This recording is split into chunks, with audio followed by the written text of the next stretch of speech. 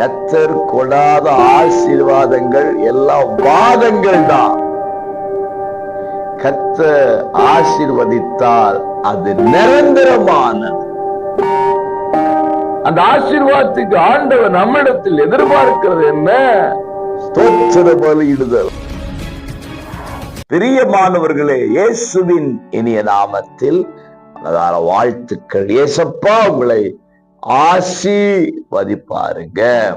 யோவேல் 2:14 ஒருவேளை அவர் திரும்பி மனஸ்தாபப்பட்டு உங்கள் தேவனாய் கர்த்தருக்கு போஜன பலிகளையும் பான பலிகளையும் செலுத்துகிறதற்கான ஆசீர்வாதத்தை தந்தருளுவார். அன்புக்குரியவர்களே, இன்றைக்கு பலிகள் இல்லை, பலிகள் செலுத்தப்பட தேவையில்லை.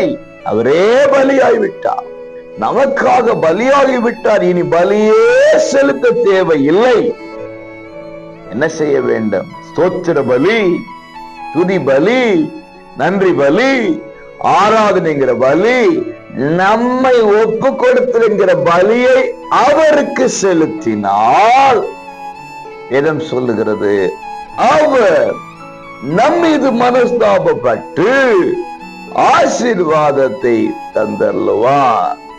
கர்த்தர் கொடாத ஆசீர்வாதங்கள் எல்லாம் வாதங்கள் தான். கர்த்தர் ஆசீர்வதித்தால் அது நிரந்தரமான.